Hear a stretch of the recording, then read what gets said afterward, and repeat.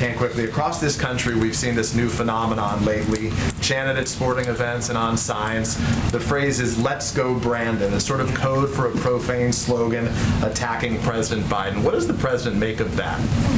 I don't think he spends much time focused on it or thinking about it. The president said when he came into office on Inauguration Day, he said he was going to help get rid of the uncivil war in this country.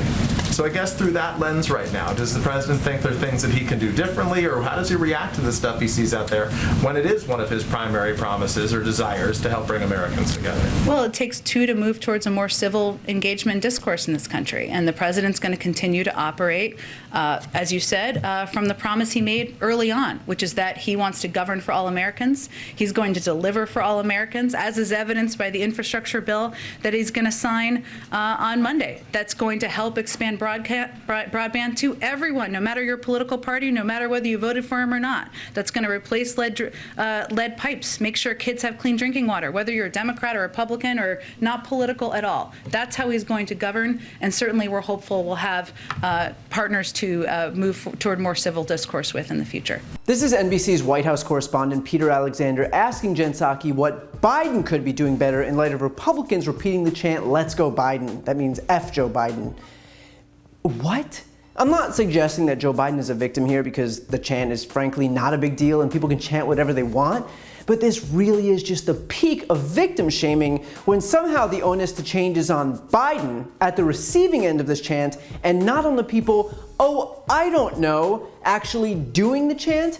Imagine a reporter going up to a girl who's been harassed and saying, "A bunch of men have been harassing you. Is there something that you could be doing differently?" Do you see the ridiculousness here? And more broadly, from a 30,000-foot view, who cares? Why ask this in the White House briefing room? What does the president think of Republicans chanting F Joe Biden? What kind of an answer does Peter Alexander expect here? Biden loves it? Big fan? Like, come on, it's people chanting F Joe Biden. How does Peter Alexander think Joe Biden feels about it?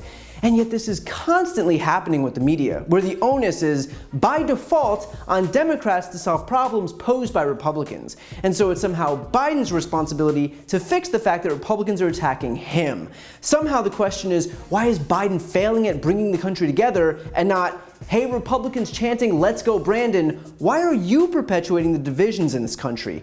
Just like how when Republicans blocked voting rights and forced the Democrats to do it completely alone, the media had a feeding frenzy going back and forth asking Dems how they were going to get Joe Manchin on board, all the while completely ignoring the fact that not a single Republican felt even an ounce of pressure for holding the position that Americans shouldn't be able to easily cast their ballots. Not one. All because the real story, as far as the media was concerned, was Dems in disarray. Why? Because Republicans are just expected to be petulant and obtuse, and because that's already baked in, the media gives them a pass every single time. And that's because the media in this country is more concerned with the fight than what the substance of that fight is actually about. They'd rather report that Democrats and Republicans are at each other's throats over the Build Back Better Act, which every American knows by now, than what's actually in the Build Back Better Act, which very, very, very few Americans know. And they'll say, well, it's not our job to sell the Democrats' bill. And they're right. But it is their job to inform Americans what's in it, like paid leave, child care and elder care, extending the child tax credit, the biggest climate change investment in history, universal pre-K, ACA subsidies, funding for housing, college grants, some iteration of lower drug prices, and expanding Medicare to cover hearing benefits. And yet they usually don't, because why cover what can make Americans' lives better when you could talk about how Sinema and Manchin are holdouts and the Democrats are in disarray? At the end of the day, it's not that we don't want to see reporters ask tough questions of the Biden administration. They should. That is their job. It's when they ask reporters questions beneath the dignity of the briefing room. Don't stop doing your jobs, but for the love of God, do your jobs better. To see more videos like this, click the subscribe button right here on this screen. And if you want to support my work, subscribe to my podcast, No Lie with Brian Tyler Cohen. I cover the most important stories each week, and my guest is always one of the top political figures, including Vice President Kamala Harris, Jen Psaki, Elizabeth Warren, Pete Buttigieg, Nancy Pelosi, Katie Porter, Cory Booker, and so many more. The podcast link is also right here on this screen, so give it a listen and subscribe on Apple Podcasts, Spotify, or wherever you listen to podcasts.